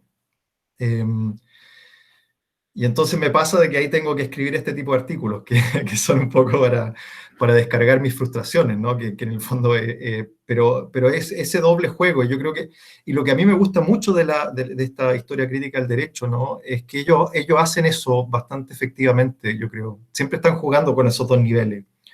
Porque si uno lo piensa bien, toda la discusión sobre el antiguo régimen que ellos hacen no es tanto una reconstrucción empírica del antiguo régimen. Es una reconstrucción teórica, diría yo, del antiguo régimen, que están usando para criticar cómo otros historiadores leen el antiguo régimen. Y yo creo por eso a mí me genera mucha afinidad Antonio Manuel España y todos los demás, por eso, y Carlos Garriga también, que hace esto muy bien, ¿no? Que juegan con estos dos niveles de la historiografía, porque son muy buenos haciendo lo que hacen, ¿no? De decir la audiencia en 1500 no sé cuánto, pero también tienen claridad sobre cuál es la historiografía y los debates historiográficos con los cuales están discutiendo. Y yo siento que a veces eso se pierde en algunas historiografías, pero yo creo que eso es una de las cosas que yo tiendo a hacer también casi naturalmente, ¿no? Porque pienso así. Mi tesis de pregrado fue una historia de la historiografía. O sea, mi interés siempre fue más en los historiadores y cómo piensan los historiadores que en la historia. Y por eso, claro, o sea, después me vi obligado a ir al archivo y a escribir mis propias cosas, pero siempre, en realidad, a pesar de lo que me gustaría hacer, que en realidad yo creo que siempre estoy mirando mucho más el discurso historiográfico que el pasado, ¿no? Entonces me gusta más pensar cómo se construye el pasado o cómo se distorsiona el pasado que cómo fue el pasado. Entonces yo creo que por eso Carmen siempre me pelea conmigo, porque yo creo que yo hablo mucho más de la historiografía y Carmen está tratando de entender bien el contexto y esas cosas, y yo eso en verdad a mí como que me interesa, pero no tanto, así que, pero tiendo a respetarlo mucho más después de ir a archivo. Entonces eso yo creo que es un poco lo que aparece en este texto bastante fuerte. Claro, y yo creo que son textos que son necesarios porque tú dices, así, ¿no? Eso que tú dices, que la historiografía tradicional no tiende a tomar en cuenta, esto, y sobre todo los casos que tú mencionas, ¿no? O sea, como estos casos que son extraños y periféricos y que no se ajustan a estos moldes, esa también es la frustración que a mí me daba, porque yendo al archivo, ¿cierto? Uno aprende a querer mucho los documentos, ¿cierto? Y estos personajes que aparecen. Y lo que yo me daba cuenta también es que muchas cosas que no calzan dentro de estas narrativas como clásicas, de lo que decía Natele, ¿cierto? De estas taxonomías, lo que no calza con eso tiende a excluirse simplemente. Entonces el historiador ni los mira. Y esa es una cuestión que también yo como que tiendo a decir, no, pero hay que mostrar eso, ¿no? Y no reproducir las taxonomías ni los discursos historiográficos, sino hay que mostrar que es diferente y que tiene estas complejidades. Yo también trabajé un periodo... Trabajé con siglo XIX y XX y temas de derechos sociales y laborales, y ahí me di cuenta mucho de esto, porque ahí los discursos son, también es este mismo tipo de juego, ¿no? Hay grandes autores europeos o grandes instituciones europeas, la Constitución de Weimar, Goering, ¿no? Este tipo de figuras, que después en la historiografía después latinoamericana lo que se tiende a hacer es ¿dónde citan a Goering? Entonces, si citan a Goering, todo eso entra en el texto. Si no citan a Goering, bueno, queda fuera. Y en realidad, si uno mira cómo se citaba en ese momento y cómo la academia jurídica funcionaba a inicios del 20 o a fines del 19, era mucho más ecléctico. Entonces citaban a Goering entre otros, ¿no? Entre una serie de autores que hoy día son desconocidos y que a nadie le importan, pero en ningún texto están diciendo la recepción, ¿cierto?, de Cimbali, o sea, nadie está hablando de eso, porque ese no es un personaje del derecho, no es canónico, ¿no? Entonces eso tiende a excluirse, y un poco eso también me di cuenta que pasaba eso también en el periodo colonial, ¿no? Que hay cosas que no se mencionan simplemente porque no calzan dentro de las taxonomías, y ahí es donde yo, claro, ahí digo, ahí soy más empiricista también, porque yo digo, bueno, pero ¿por qué no están haciendo eso? ¿Y por qué no decir todo lo que está pasando? O reflejarlo por lo menos de una forma más cercana a lo que dice el documento. Y ahí otra cosa que también tiendo cuando escribo ya más historiográficamente y no como historiador de la historiografía, ¿cierto? Lo que tiendo a hacer es ser bastante descriptivo. Y ahí tiendo a ser más como etnógrafo, ¿no? Que me gusta describir arte y tratar de reflejar la mayor cantidad de información que me aparece en la fuente, que aparezca en el texto. Porque yo creo que cuando eso aparece, los lectores se dan cuenta de lo que uno quiere decir y por qué es, digamos, tan diferente. Y eso yo creo que se refleja bien con esa metodología, digamos, de escritura, ¿no? Que es tratar de ir mostrando. Y eso también se lo he visto a España también. Tiene un texto que a mí me gusta mucho, que parte describiendo así como los animales tienen señorío sobre los otros animales y como ¿no? Entonces, esta cosa que es tan extraña que provoca inmediatamente una reacción del lector, ¿no? Que el lector se ve obligado a detenerse y pensar, ¿no? Y no simplemente a seguir el estereotipo. Eso. ¿Quieres agregar más preguntas, Gustavo? ¿O cuento un poco del proyecto? No sé.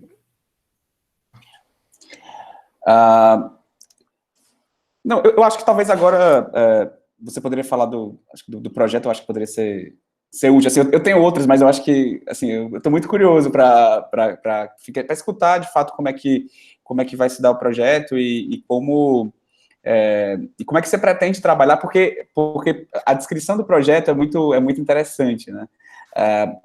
Os espaços são muito variados, né?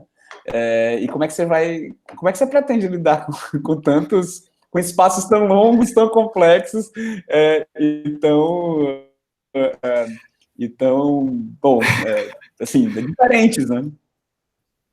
Sí, buena pregunta, porque en verdad todavía no sé. Así, yo lo propuse y dije, si me lo financian, lo hago. Entonces, puedo contar un poco. Entonces, el proyecto fue un proyecto que propuse para financiamiento de la Unión Europea. Y el GITAO, el Call for Applications, está diseñado para proyectos que son de high risk, high gain. O sea, de alto riesgo, pero de alto impacto. Y financian 5 años y con un presupuesto máximo de 2 millones de euros. Entonces, cuando yo redacté el proyecto, había estado pensando en mi proyecto, que es sobre Filipinas y Chile, entonces era una cosa que es bastante circunscrita, algo que puedo hacer yo. Entonces, cuando me propuse postular a este concurso, tuve que tomar en consideración esas cosas. Dije, ¿qué puedo hacer en 5 años con 2 millones de euros y algo que sea de alto riesgo y alto impacto? Y entonces diseñé ese proyecto. O sea, eso fue lo que salió. Entonces fue en el fondo tomar este artículo y extrapolarlo hacia a lo máximo que podría ser. Y en el fondo, claro, era decir, toda la historiografía está mal, básicamente, ¿no? O sea, fue un poco lo que dije a grandes rasgos.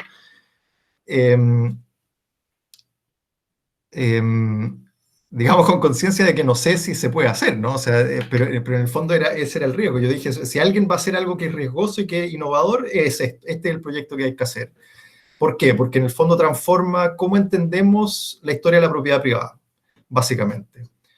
De que no es algo que viene de Europa al mundo, sino que es una cosa que se va construyendo en diferentes partes a lo largo del tiempo. Y que, digamos, se materializa entre el siglo XVIII y el siglo XIX. Y eso fue un poco el presupuesto, y la construcción del argumento. La construcción del argumento fue básicamente tomar un poco de esta historiografía, y cuando me puse a leer más de la historiografía asiática me fui dando cuenta que está muy arraigada esta cosa de pensar la propiedad privada y la propiedad colectiva como las dos formas de Entonces, una europea y una no europea. Y así se piensa la historia del mundo a partir del siglo XVI. Y esto yo lo veía en la historiografía, así leí cosas de Holanda y de los holandeses en Asia, y era básicamente la misma estructura narrativa, ¿no? De que cómo los historiadores están hablando de esto. Entonces, la misma estructura. En Filipinas, lo mismo. Si uno miraba la historia de India, lo mismo. Si miraba la historia de África, lo mismo. La historia de Estados Unidos, Norteamérica, lo mismo, ¿no? Entonces, uno ve que, claro, o sea, a menos que todos los casos sean así, que lo dudo, son narrativas que están tan arraigadas que en el fondo no se pueden invalidar con investigación empírica. Y lo que hay que hacer es básicamente derribarlas, ¿no? Entonces, partir desde cero y hacer otra cosa. Y eso fue un poco lo que propuse. Y la construcción del proyecto la hice adrede, tomando la historiografía europea sobre la tierra, el dominio, entonces, así como la literatura sobre propiedad en Europa, y la contrapuse a esta a la no europea, entonces a la colonial. Y yo creo que eso generaba un efecto bueno para el lector, ¿no? Porque en el fondo generaba inmediatamente un impacto, porque yo decía, bueno, pero la propiedad privada se inicia en Europa después de la Revolución Francesa, y ahí empieza toda esta idea de que hay propiedad privada y que se van disolviendo las formas feudales, etcétera, etcétera.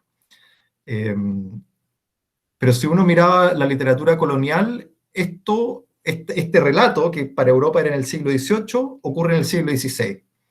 Entonces la llegada del europeo produce todos los efectos que produjo la Revolución Francesa en Europa.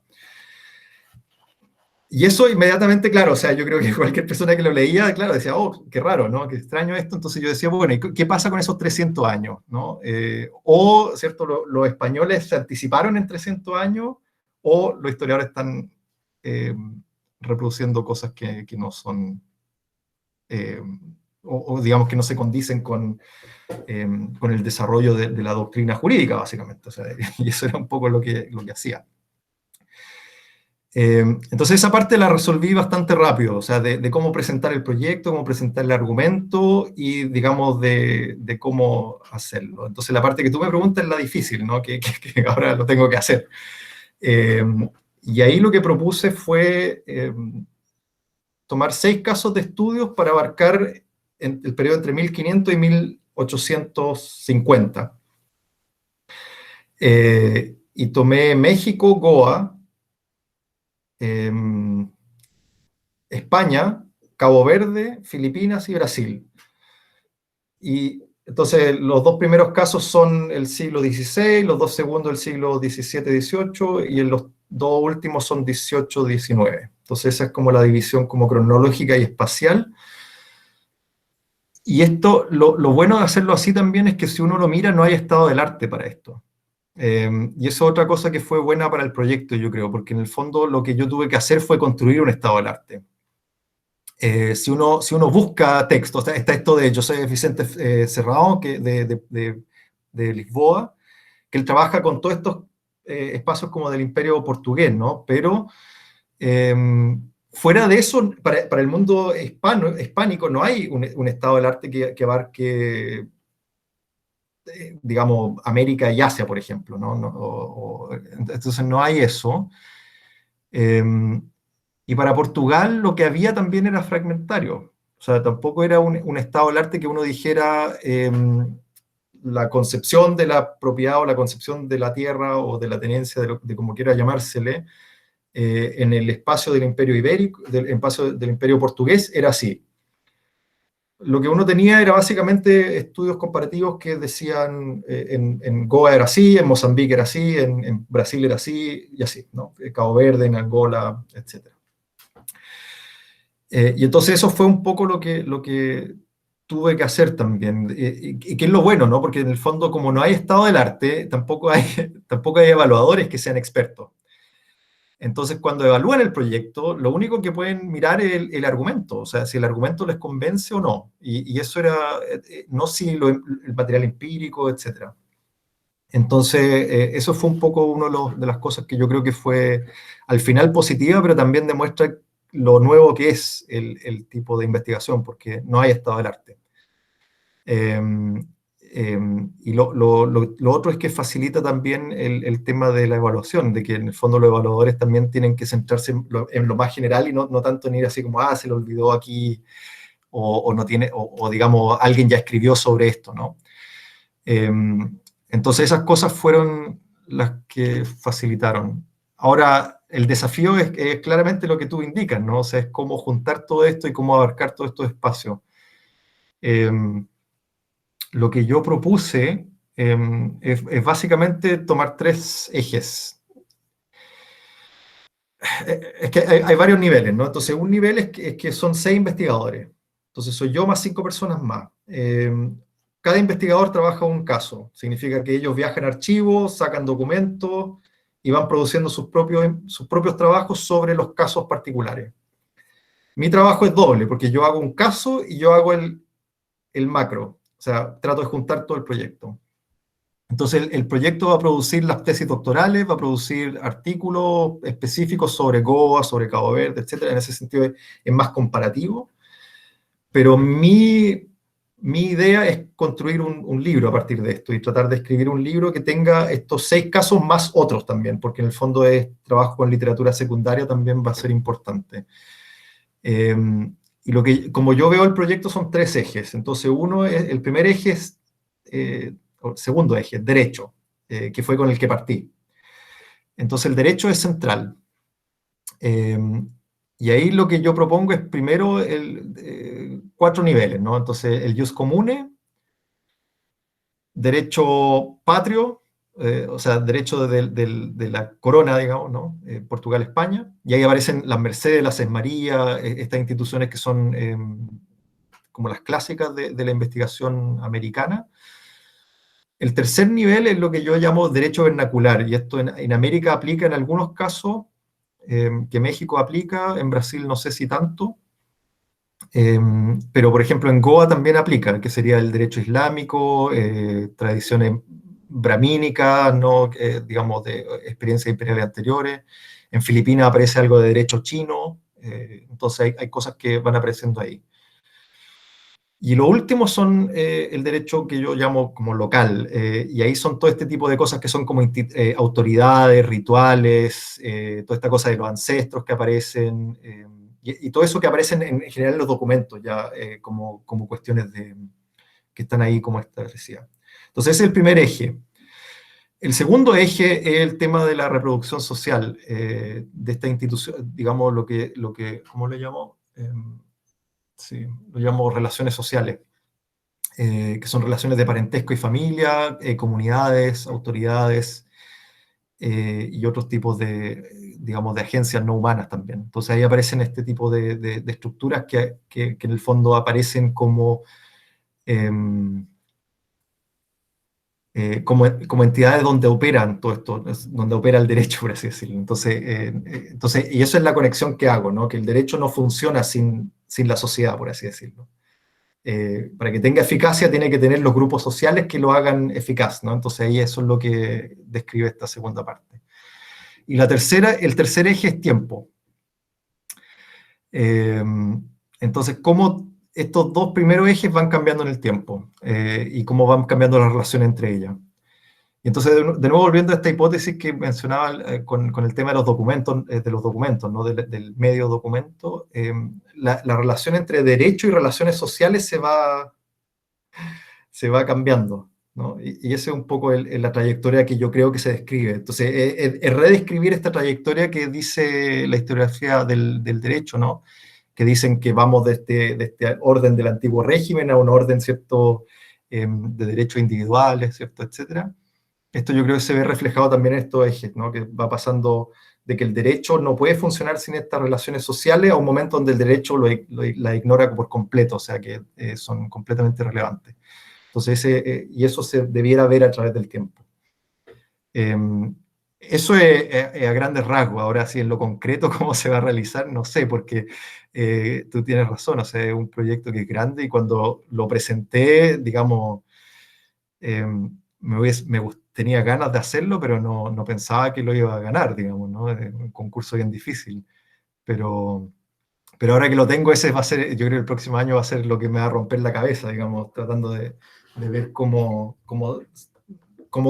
conjugar todos estos, digamos, diferentes casos.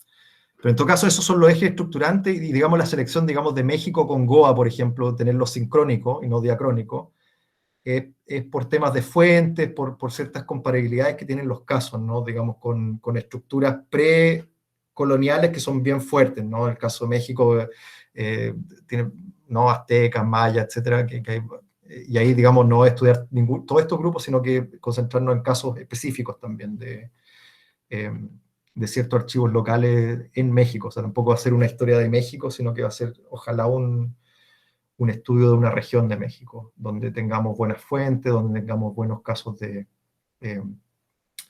acceso a fuentes también prehispánicas, o buena antropología que exista, cosas así. Entonces eso va a ser cosas... Y en Goa es posible. ¿Y ya has decidido cuál será esta región en México o no? No, tengo como 4 o 5 que tengo en mente, pero eso lo dejé abierto explícitamente por el tema de recruitment.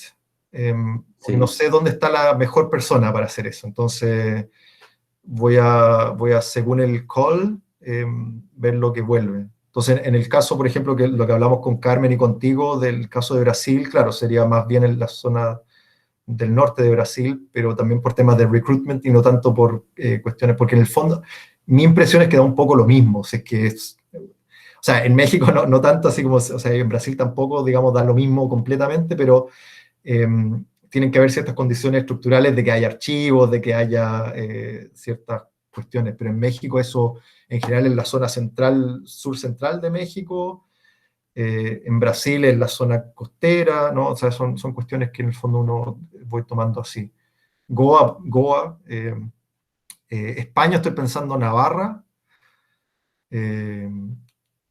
como un caso que interesante porque quizás también por cuestiones de recruitment, que tengo a alguien que podría hacerlo y que estaría interesado en hacerlo, pero también porque Navarra es un caso también de que Castilla se expande hacia Navarra, ¿no? Entonces es un caso de colonialismo peninsular. Entonces está eso, y así, ¿no? Entonces, y en Filipinas también temas de archivos son un poco más decisivos. Y entonces también la selección de casos sincrónicos y diacrónicos se hizo también pensando en los archivos. Filipinas es muy difícil tener acceso a archivos que son, digamos, seculares, ¿no? Que sean anteriores al siglo XVIII. Archivos religiosos hay bastante.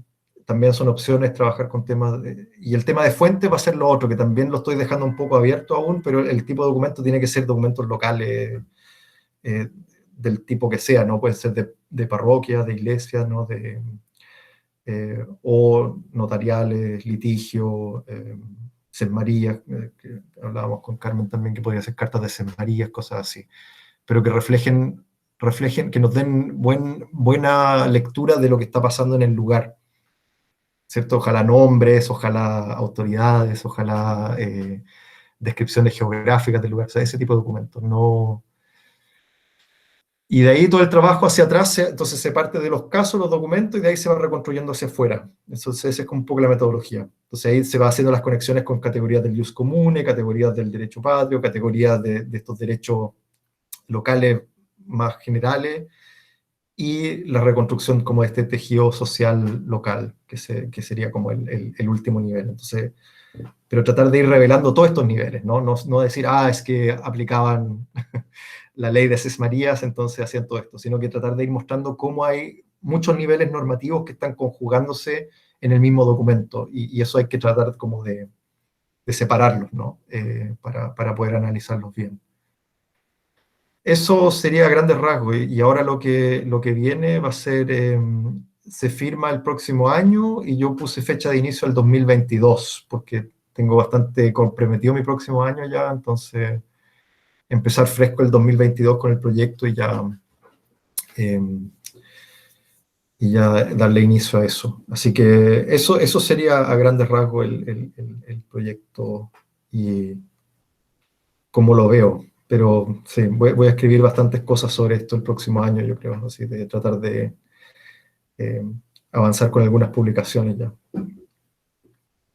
Y yo te pregunto también, así que hasta, no sé, creo que hasta el próximo año tú seguirás comprometido con la cosa de la diversidad y todo eso. Y es una categoría que para ti, en este proyecto, es fundamental. Incluso tú hablas bastante de la cosa de otherness y todo eso en el texto, ¿no? Entonces, ¿cómo piensas que sería esta relación entre esa, no sé, una teoría, no sé, de la diversidad, derecho y diversidad en este proyecto? En el proyecto no sé si lo enfoque tanto en el tema de diversidad. El tema de diversidad yo creo que se vuelve... Porque, o sea, el antiguo régimen es diversidad, ¿no? O sea, no hay... O sea, es lo que hablábamos la otra vez, creo que es lo que te escribí, dije eso, de que es unitario, pero es todo diversidad, o sea, está basado en diferencia, desigualdad, jerarquía, ¿no? Entonces, es como estructurante, ¿no? Pero el tema del otherness, cuando yo lo menciono, en general yo siempre trato de usarlo para Europa.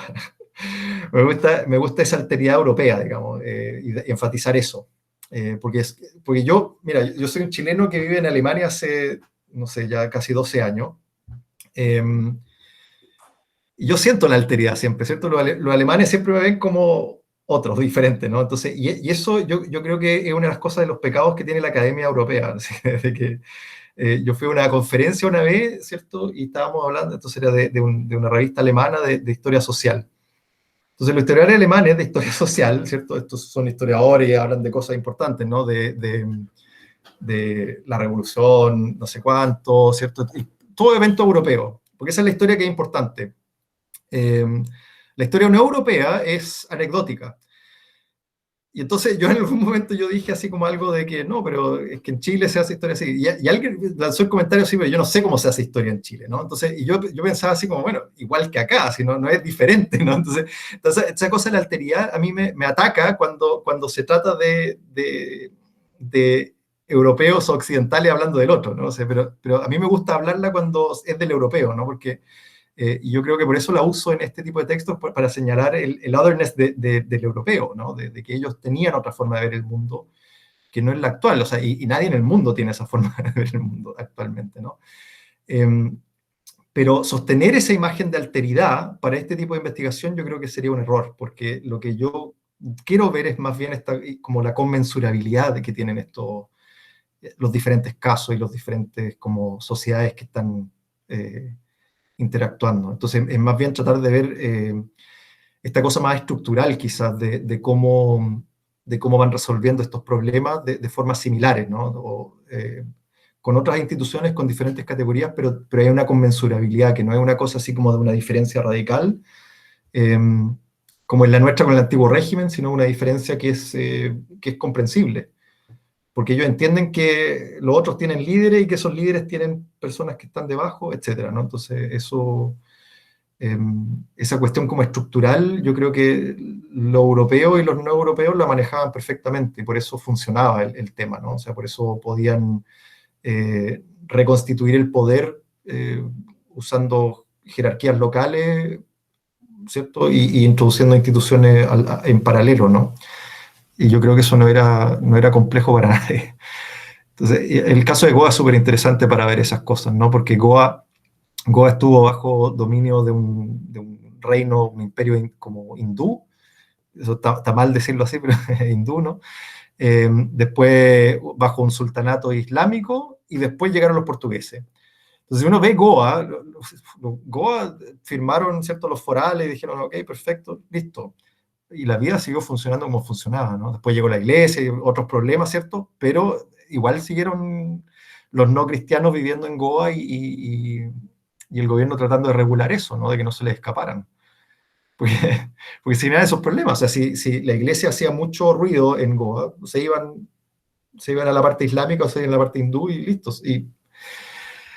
Y el problema lo tenían los portugueses, ¿no? Entonces, ahí uno ve que digamos, estructuralmente ellos ven que están tratando de hacer esta acomodación y están tratando de ver de que la sociedad siga funcionando, porque al final los intereses, claro, de uno y otros tienen que ir tratando de, ¿no? Que es la justicia, ¿no? Que va haciendo esos acomodos, ¿no? Que tiene que decir este interés con este interés, bueno, esta es la síntesis, ¿no? Y yo lo veo más así, no tanto en términos de alteridad, que uno podría hacerlo así, pero yo creo que sería un error, digamos, de mi forma de verlo. Porque creo que también es un poco lo que predomina en la forma de mirar esto de la propiedad privada y la propiedad colectiva, es una imagen de que existe una alteridad radical. Y yo no creo que eso sea el marco conceptual correcto. Pero diversidad en el siglo XIX y XX es interesante, porque ahí rompe otras formas de ver el mundo, ¿no? Por eso yo creo que ahí tiene sentido hacerlo así.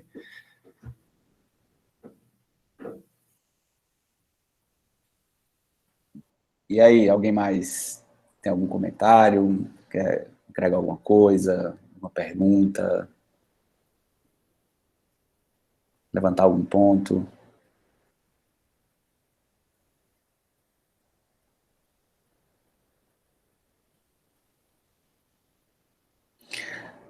Bom, eu acho que, assim, considerando que não há mais comentários e nada mais, eu queria agradecer muito ao Manuel por ter aceitado, enfim, o nosso convite para estar aqui, encerrando as atividades de 2020 do NEDAP.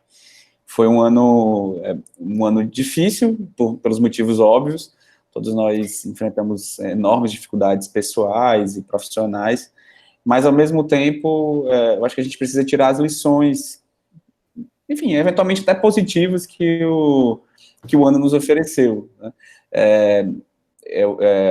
Enfim, a gente conseguiu, pensando aqui no NEDAP, a gente conseguiu manter uma regularidade de reuniões. Apenas uma dessas reuniões foi presencial, com o Pinheiro, que abriu o nosso ano. O professor Pinheiro abriu o nosso ano em março, na última sexta-feira em que houve vida social, pessoal, né, na universidade, ainda em março, e conseguimos realizar uma série de eventos neste formato, em que houve, claro, um momento de exposição dos convidados, mas também um debate muito bom, muito franco e com ótimo nível, também entre todos os convidados que apareceram aqui, né? E, enfim, a nossa expectativa é que em 2021 a gente continue com o seminário, né? E um seminário que começou com a Carmen, né? A Carmen foi a primeira expositora do seminário permanente de História do Direito da UFC, ainda em 2019. Né? Então, enfim, a gente espera que em 2021 a gente continue. Já no começo de 2021, né, a NEDAP vai, enfim, oferecer, né, enfim, já deveria ter começado a divulgar já, mas faço aqui a meia-culpa, mas quem sabe até hoje ou amanhã a gente já começa a divulgar um curso de introdução à história do direito na América Portuguesa, um curso que está sendo organizado por mim e pela Sara Limão, que fez mestrado conosco, que fez mestrado aqui conosco e está, enfim, coordenando aqui o curso junto comigo. Vai ser um curso que vai ser ministrado por alguns dos nossos egressos aqui do programa de pós-graduação em Direito, que trabalham conosco aqui no núcleo, tá? Então, quer dizer, vão ser 5 encontros, o primeiro comigo, enfim, a partir do dia 13 de janeiro, Carmen, 13 de janeiro. E aí a gente vai seguir discutindo Ius Commune, a gente já faz com a Sara, uma introdução à história do direito canônico com a Ana Luísa, que é também mestra, que fez mestrado aqui comigo, está fazendo doutorado em história do direito canônico lá na Universidade de Leuven, na Bélgica. Um outro momento para a gente discutir, enfim, algumas categorias também dessa prática do direito na América Portuguesa, com o Delmiro Farias, que está aqui presente também, que vai ser, que é mestre também aqui no nosso, concluiu mestrado aqui no nosso programa, e que agora acabou de ser aprovado no curso de doutorado conosco, e com o Vitor Hugo Siqueira, que concluiu o mestrado conosco também, e, por fim, uma discussão sobre pesquisa com fontes, enfim, fontes manuscritas e uma espécie de introdução à paleografia e e Arquivos, né, que vai ser conduzida pela Carmen e pela Ana Luísa, com a participação especialíssima da nossa querida professora Carmen Alvear, que aceitou o convite para compartilhar um pouco da sua experiência de pesquisa com arquivos. Então, mas leia o chat, dia 22, acabar com a banca. Professora, mas vai ser dia 27. Oi? O da manuscritos vai ser dia tá. 27. Ah, sobre 27. paleografia e manuscritos. Mas eu 27. teve uma sexta. Isso. Tá, Isso, então quarta e vamos passar sexta. o dia 22. É uma pena, mas... Almir, culpa é Almir. Vai deixar. Gustavo, manda o link para a gente Com toda assistir, viu? certeza. Todo o curso, Com viu? toda certeza. Vai ser Quero ver todo o curso, que me interessa muito. Vai ser uma experiência muito, muito interessante e, enfim, e a ideia de fato fazer com, enfim, né, com os participantes do projeto, né, justamente porque, enfim, já sabem mais ou menos a metodologia e, enfim, vai ser um curso realmente muito interessante. Então, eu acho que a gente tem uma perspectiva aí de futuro próximo que é muito boa. E é graças também aos nossos convidados que a questão vai sendo moldada e os nossos resultados acabam aparecendo. Então, agradeço muito, Manuel, novamente, por você ter aceitado o convite e, se quiser, enfim, né, se quiser fazer alguma palavra de fechamento, dizer alguma coisa antes da gente encerrar, fica à vontade. Bueno, gracias, Gustavo, por la invitación. Cuando se pueda viajar de nuevo, te acepto otra invitación para ir a conocer Fortaleza. Y bueno, gracias por la discusión, fue bueno y siempre bueno ver a buenos amigos, aunque sea por acá. Eso. Agradeço muito e estamos esperando ansiosamente os primeiros resultados desse projeto. Claro que vão ainda demorar, enfim, um pouco, né, considerando que o projeto só vai iniciar a sua execução em 2022, mas com toda certeza, enfim, é um projeto que já nasce com enorme, enfim, importância, né, porque, de fato, apesar do risco ser grande, né, mas, enfim, o potencial é diretamente proporcional. Sí, bueno, estamos hablando, ¿no? Contigo y con Carmen para ver. E conte conosco, né? Conte conosco sempre, enfim, é isso. Bom, então, eu vou encerrar aqui a gravação e obrigado a todos.